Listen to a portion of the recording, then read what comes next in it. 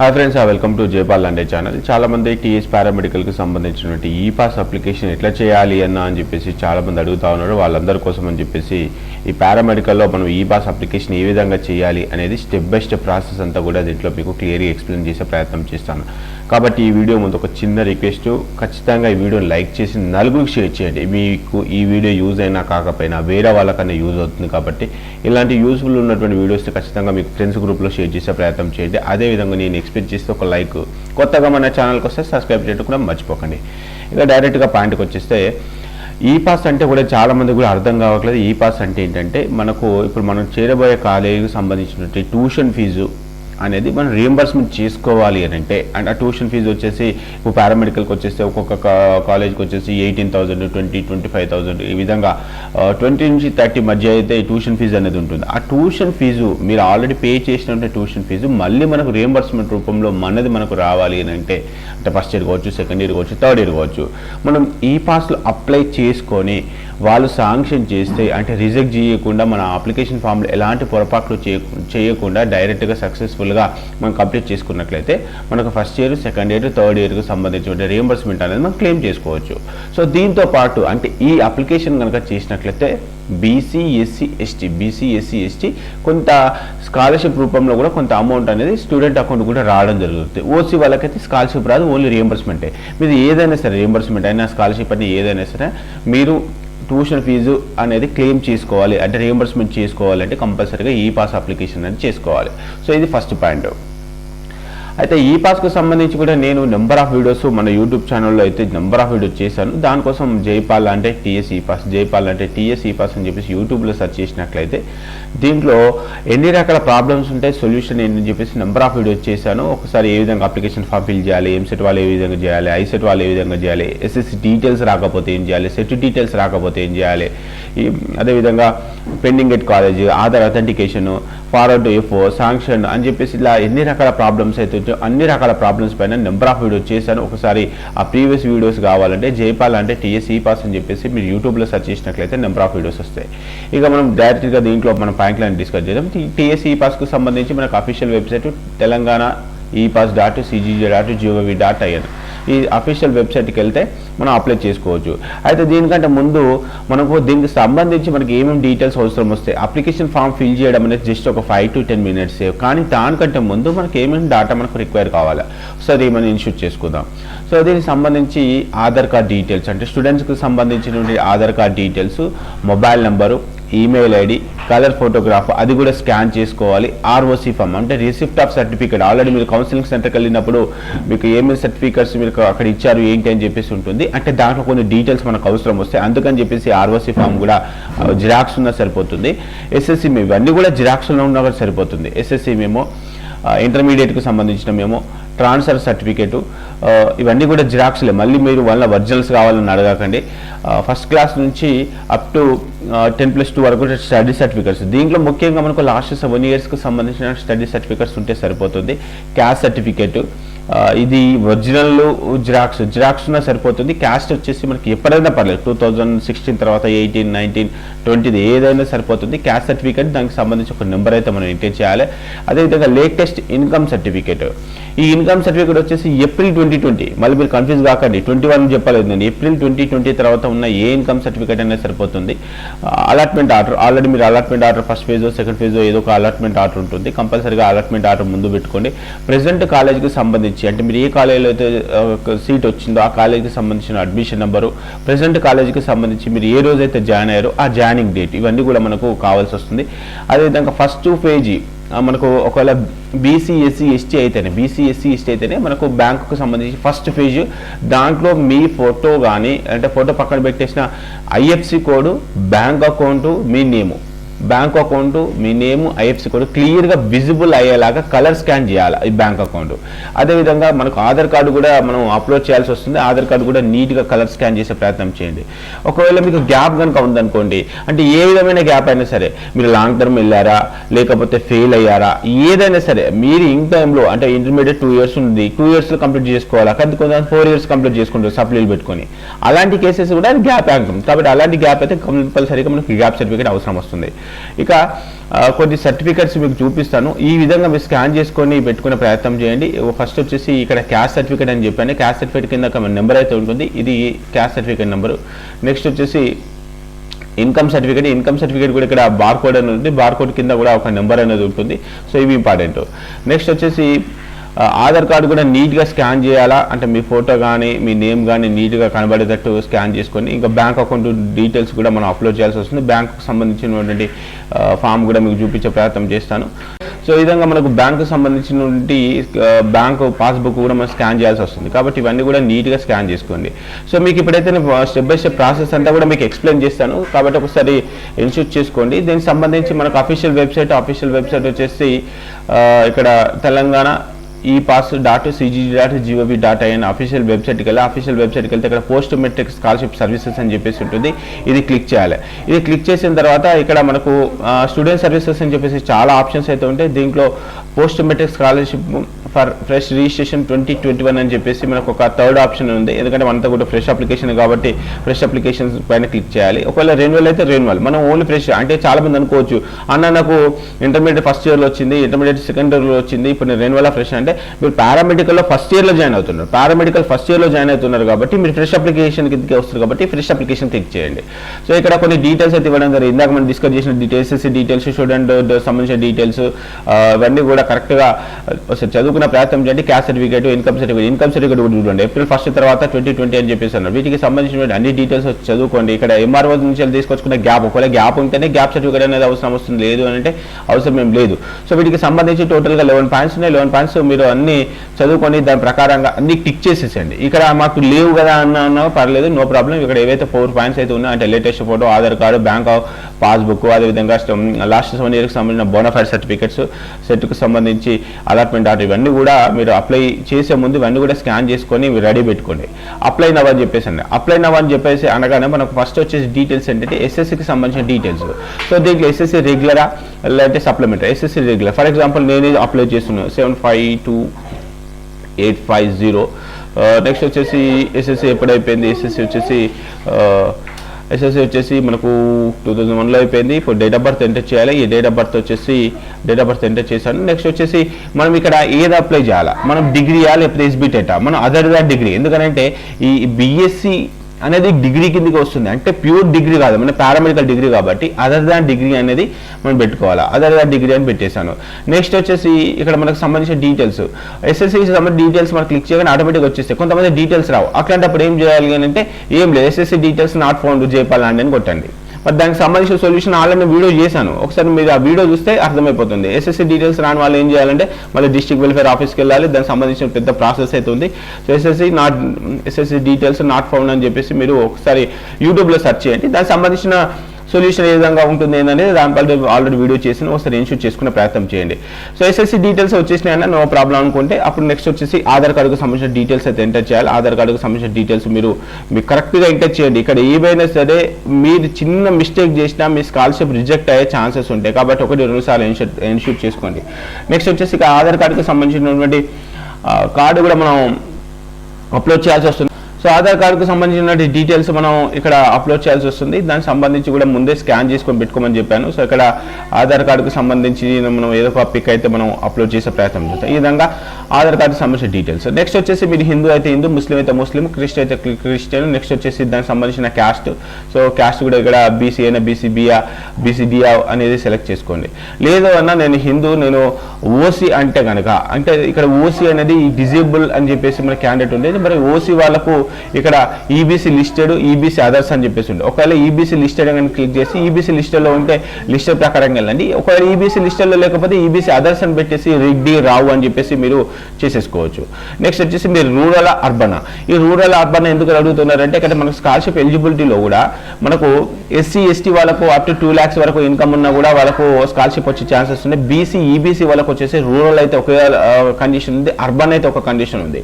ఇక్కడ మీరు చెక్ చేసుకోవచ్చు. BC EBC welfare students who are belongs to the rural area అంటే విలేజ్ గ్రామాల ప్రాంతాల్లో ఉన్నటువంటి వాళ్ళకైతే 1,50,000 వరకు. అదే బీసీ ఈబీసీ వాళ్ళకు verified students or belongs to the urban area అంటే పట్టణ ప్రాంతాల్లో ఉన్న వాళ్ళకైతే అప్ టు 2 lakhs వరకు కూడా ఇన్కమ్ ఉన్నా కూడా 2 lakhs అంటే 2 lakhs ఉన్నా లేదా 1,99,999 ఉన్నా పర్లేదు, 2 lakhs ఉన్నా కూడా పర్లేదు. సో ఆ కండిషన్ ప్రకారంగా మీకు ఎలిజిబుల్ ఉంటే డెఫినెట్గా మీరు ఎలిజిబుల్ అవుతారు. దాని ప్రకారంగా మీరు ఇన్కమ్ సర్టిఫికేట్ నెంబర్ అయితే ఎంటర్ చేయాలి. కాబట్టి ఒకసారి ఇన్షూట్ చేసుకోండి. నెక్స్ట్ వచ్చేసి ఈ డీటెయిల్స్ ఎంటర్ చేసిన తర్వాత నెక్స్ట్ క్యాస్ట్ సర్టిఫికేట్ సంబంధించిన డీటెయిల్స్ కూడా మనం ఎంటర్ చేయాల్సి వస్తుంది. ఏ విధంగా ఉంటుందని మీకు ఒకసారి నేను చూపించే ప్రయత్నం చేస్తాను. ఇక్కడ మీరు చెక్ చేసుకోవచ్చు. ఇక్కడ మీ సేవకు సంబంధించిన క్యాస్ట్ సర్టిఫికేట్ డీటెయిల్స్ ఎంటర్ చేసి గెట్ డీటెయిల్స్ అని క్లిక్ చేయగానే ఆటోమేటిక్గా మీకు సంబంధించిన డీటెయిల్స్ వస్తాయి. ఇన్కమ్ సర్టిఫికేట్ నెంబర్ ఎంటర్ చేసి గెట్ డీటెయిల్స్ అనగానే ఆటోమేటిక్గా మీకు సంబంధించిన డీటెయిల్స్ వస్తాయి. ఇక్కడ ఇన్కమ్ సర్టిఫికేట్ డీటెయిల్స్ మళ్ళీ చెప్తున్నాను, ఏప్రిల్ 2020 తర్వాత ఉన్న ఇన్కమ్ సర్టిఫికేటే వ్యాలిడ్ అవుతుంది. ఓకే అన్న, income certificate number caste certificate number ఇక్కడ ఇబ్బంది ఏం లేదు అంటే కనుక సో మీకు ఆటోమేటిక్గా డీటెయిల్స్ వస్తాయి. సో నేనేం చేస్తున్నానంటే మీకు ఇక్కడ ఏం చేస్తున్నానంటే హిందూ అని పెట్టేశాను, నెక్స్ట్ ఈబీసీ రెడ్డి అని పెట్టేశాను, రూరల్ అర్బన్ ఏదో ఒకటి పెట్టేశాను. అర్బన్ నేను ఇక్కడ అర్బన్ స్టూడెంట్ అంటే నేను అర్బన్ పెట్టేస్తాను, ఎందుకంటే నాకు మిగతా డీటెయిల్స్ ఏం లేవు కాబట్టి. మీరైతే నో అనే ఉంటుంది మ్యాక్సిమం, ఎందుకంటే మీరు అనాథ పిల్లలు కాదు కాబట్టి అనాథ పిల్లల కోసం అని చెప్పేసి అక్కడ ఇస్తున్నాను అని వస్తుంది, నేను ఇస్తాను పెట్టేస్తున్నాను. నెక్స్ట్ వచ్చేసి ఇక్కడ సెట్ అండ్ నాన్ సెట్. మనం సెట్ ఎగ్జామ్ రాసి మనం ఇక్కడ రాలేదు, గుర్తుపెట్టుకోండి. పారామెడికల్లో మనకు సీట్ ఎట్లా వచ్చింది, డైరెక్ట్గా ఇంటర్మీడియట్ మార్కులను బేస్ చేసుకుని వచ్చింది కాబట్టి మనం నాన్ సెట్ కిందకి వెళ్ళిపోతాం. సో నాన్ సెట్ కిందకి వెళ్ళిపోయి ఇక్కడ తెలంగాణ సెలెక్ట్ చేసుకుంటే తెలంగాణ సెలెక్ట్ చేసుకున్న తర్వాత నేను వచ్చేసి కరీంనగర్ డిస్ట్రిక్ట్లో నాకు సీట్ అనేది వచ్చేసింది. దాంట్లో నేను ఏ మండల్లో వచ్చేసి కరీంనగర్ మండలంలో నాకు సీట్ వచ్చింది, కరీంనగర్ సెలెక్ట్ చేసుకున్నాను. సో దాని తర్వాత మనకు సంబంధించినటువంటి యూనివర్సిటీ ఏంటిది, కాళోజీ నారాయణరావు. ఇక్కడ చెక్ చేసుకోండి, కాళోజీ నారాయణరావు. సో మనకు పారామెడికల్ ఏ యూనివర్సిటీ కిందకి వస్తుందంటే కాళోజీ నారాయణ యూనివర్సిటీ వరంగల్ కిందకి వస్తుంది కాబట్టి సెలెక్ట్ చేసుకున్నాను. నెక్స్ట్ వచ్చేసి ఇక్కడ ఆటోమేటిక్గా అంటే కరీంనగర్ డిస్ట్రిక్ట్లో ఉన్నటువంటి పారామెడికల్ కాలేజెస్ ఏవైతే ఉన్నాయో Sai institute, Santosh, next SRM, Shivananda college of nursing అని చెప్పేసి వచ్చినాయి. ఈ విధంగా నేను సెలెక్ట్ చేసుకుంటున్నాను. సెలెక్ట్ చేసుకొని బీఎస్సీ నర్సింగ్ నేను ఏ ఇయర్లో జాయిన్ అవుతాను, అందరూ కూడా ఫస్ట్ ఇయర్లో జాయిన్ అవుతారు కాబట్టి ఫస్ట్ ఇయర్ సెలెక్ట్ చేసుకొని ఈ విధంగా అప్లై చేసుకోవాలి. లేదు అన్నా నేను తెలంగాణనే కానీ నేను వేరే కాలేజీలో జాయిన్ అయినా, నేను జగిత్యాలలో జాయిన్ అయినా. సో జగిత్యాలలో జాయిన్ అయితే ఏమవుతుంది, జగిత్యాలకు సంబంధించినటువంటి కాలేజీల లిస్ట్ వస్తుంది. మీరు ఏ కాలేజీలో అయితే జాయిన్ అయ్యారో ఆ కాలేజీ ప్రకారంగా మీరు సెలెక్ట్ చేసుకోవాలి. కాలేజ్ నేమ్ అనేది కరెక్ట్గా సెలెక్ట్ చేసుకోండి. మీ అలాట్మెంట్ లెటర్లో ఏ కాలేజ్ వచ్చిందో 1-2 సార్లు సెలెక్ట్ చేసుకోండి. ఇక్కడ కాలేజ్ డీటెయిల్స్ రాంగ్ ఎంటర్ చేస్తే చాలా ఇబ్బంది అవుతుంది. సో ఈ విధంగా అన్ని డీటెయిల్స్ సెలెక్ట్ చేసుకున్న తర్వాత ఇక్కడ ఏం చేయాలంటే ఫస్ట్ ఇయర్ సెకండ్ ఇయర్ అనేది సెలెక్ట్ చేసుకోవాలి. నెక్స్ట్ వచ్చేసి మీకు సంబంధించిన మొబైల్ నెంబర్ కూడా మనం ఎంటర్ చేయాల్సి వస్తుంది. వాటికి సంబంధించిన డీటెయిల్స్ ఏ విధంగా ఉంటాయి అనేది మీకు ఇక్కడ చూపిస్తాను. ఇక్కడ సెల్ఫ్ ఫ్యామిలీ మెంబర్స్ అండి, అందరికి మొబైల్స్ ఉన్నాయి కాబట్టి ఎట్లా సెల్ఫ్ సెలెక్ట్ చేసుకొని ఇక్కడ మొబైల్ నెంబర్ ఎంటర్ చేసేయండి. అంటే ఇక్కడ మొబైల్ నెంబర్ ఎంటర్ చేయాలి, సేమ్ మొబైల్ నెంబర్ మళ్ళీ ఎంటర్ చేయాలి. దాని తర్వాత మీకు లాస్ట్ 7 yearsకి సంబంధించిన స్టడీ డీటెయిల్స్ 2019, 20, 18, 19, 17, 18 అంటే మీకు లాస్ట్ 7 yearsకి సంబంధించిన డీటెయిల్స్ ఏ విధంగా అయితే ఉన్నాయో వాటికి సంబంధించిన డీటెయిల్స్ అన్ని కూడా మనం ఎంటర్ చేయాల్సి వస్తుంది. ఇక్కడ స్టడీకి సంబంధించిన డీటెయిల్స్ సెలెక్ట్ చేసుకోగానే సో ఏ విధంగా వస్తుంది మీకు ఒకసారి నేను చూపించే ప్రయత్నం అయితే చేస్తాను. ఇక్కడ ఏం చేస్తున్నానంటే సో ఇక్కడ ఎంటర్ చేసిన మొబైల్ నెంబర్ అయితే రాంగ్ మొబైల్ నెంబర్, మీరు కన్ఫ్యూజ్ కాకండి. ఇక్కడ మనకు లాస్ట్ 7 yearsకి సంబంధించిన డీటెయిల్స్ ఎంటర్ చేయాల్సి వస్తుంది. సో ఇక్కడ మన కోర్స్ ఏంటిది అంటే మనకు ప్రీవియస్ ఇయర్లో intermediate second year, intermediate first year, intermediate second year select చేసుకొని మనం మళ్ళీ ఏ జిల్లాలో చేయడం, ఆదిలాబాద్, హైదరాబాద్, రంగారెడ్డి అనేది ఇక్కడ సెలెక్ట్ చేసుకోవాలి. దాని తర్వాత అది ఏ మండలంలో ఉంది అది సెలెక్ట్ చేసుకోవాలి. దాని తర్వాత విలేజా, దాని తర్వాత కాలేజ్ నేమ్. ఈ విధంగా లాస్ట్ 7 yearsకి సంబంధించిన డీటెయిల్స్. లేదన్నా నేను చదవలేదు ఆ ఇయర్లో గ్యాప్ వచ్చిందంటే ఇక్కడ నాట్ స్టడీడ్ అని చెప్పేసి క్లిక్ చేసి ఇక్కడ నాట్ స్టడీడ్ ఉన్నప్పుడు మీరు ఏ డిస్ట్రిక్ట్లో ఉన్నారు, ఏ మండలంలో ఉన్నారు అది సెలెక్ట్ చేసుకొని ఇక్కడ ఆ విధంగా మనం సెలెక్ట్ చేసుకొని ఇక్కడ నాట్ స్టడీడ్ అని పెట్టేసేయండి. ఇక్కడ ఎందుకంటే మనకు నాట్ స్టడీడ్ కాబట్టి మనము అప్పుడు చదవలేదు కాబట్టి నాట్ స్టడీడ్ పెట్టేసేయండి. లేదన్నా నేను అంతా రెగ్యులర్ ఎక్కడ కూడా గ్యాప్ లేదనుకుంటే దాని ప్రకారంగా గ్యాప్ లేని వాళ్ళందరూ కూడా గ్యాప్ లేకపోతే డైరెక్ట్గా inter first year, second year, 10th class, 9th class, 8th class, 6th class ఈ విధంగా సెలెక్ట్ చేసుకొని వారికి సంబంధించిన డిస్ట్రిక్ట్స్, మండల్స్, రెసిడెన్షియల్ విలేజెస్ అవన్నీ కూడా సెలెక్ట్ చేసుకోండి. నెక్స్ట్ వచ్చేసి ఫోటో, మనకు లేటెస్ట్ ఫోటో కూడా మనం అప్లోడ్ చేయాలి. దానికి సంబంధించిన ఫోటో కూడా మీరు స్కాన్ చేసుకొని పెట్టేసుకుంటారు. ఇక బీసీ ఎస్సీ ఎస్టీ వాళ్ళకు బ్యాంకుకి సంబంధించిన డీటెయిల్స్ కూడా అప్లోడ్ చేయమని చెప్పాను, ఇక్కడ సెలెక్ట్ చేసుకోండి. ఒకవేళ ఈబీసీ అయితే కనుక, ఓసీ కానీ ఈబీసీ కానీ అయితే కనుక వాళ్ళకి బ్యాంక్ అకౌంట్ అనేది పెద్ద మ్యాండేటరీ కాదు. సో నెక్స్ట్ ఇదంతా అయిపోయిన తర్వాత 1-2 సార్లు ఎన్షూట్ చేసుకోండి. ఎన్షూట్ చేసుకున్న తర్వాత అప్లై స్కాలర్షిప్ అని చెప్పేసి క్లిక్ చేయగానే మనకు నెక్స్ట్ వచ్చే స్క్రీన్ ఈ విధంగా ఉంటుంది. నెక్స్ట్ వచ్చే స్క్రీన్ ఈ విధంగా మనకు రావడం జరుగుతుంది. ఇక మనం అప్లోడ్ చేసిన బ్యాంక్ డీటెయిల్స్ వస్తాయి. నెక్స్ట్ వచ్చేసి ఇక్కడ స్టూడెంట్కి సంబంధించిన బ్యాంక్ డీటెయిల్స్, బ్యాంకు నేము, అదేవిధంగా బ్యాంకు సంబంధించి మనం సెలెక్ట్ చేసుకోవాలి. ఒకవేళ మీది అంతకుముందు ఎస్బీఐ వాటికి సంబంధించిన డీటెయిల్స్ అన్ని కూడా అది ఏ డిస్ట్రిక్ట్లో ఉంది, బ్యాంకు అది ఏ నేమ్లో ఉంది ఏంటి అని చెప్పేసి వాటికి సంబంధించిన డీటెయిల్స్ అన్ని కూడా కరెక్ట్గా ఎంటర్ చేసి బ్యాంక్ అకౌంట్ డీటెయిల్స్ కూడా కరెక్ట్ ఎంటర్ చేసుకోండి. సో నెక్స్ట్ వచ్చేసి ఆధార్ కార్డుకు సంబంధించిన డీటెయిల్స్ కూడా అడుగుతుంది. ఆధార్ కార్డుకు సంబంధించిన డీటెయిల్స్ కూడా మనం ఎంటర్ చేయాలి. దాని తర్వాత నెక్స్ట్ వచ్చేసి ఇక్కడ ఇందాక మనం స్టడీస్ సంబంధించిన డీటెయిల్స్ మనం ఎంటర్ చేసాము. సో 6th క్లాస్ నుంచి 7th క్లాస్ వరకు ఏ స్కూల్లో చదివాము దాని స్టడీ సర్టిఫికేట్, స్టడీ అయినా బోనాఫైడ్ అయినా రెండు సేమే, స్టడీ అయినా బోనాఫైడ్ అయినా రెండు కూడా సేమే.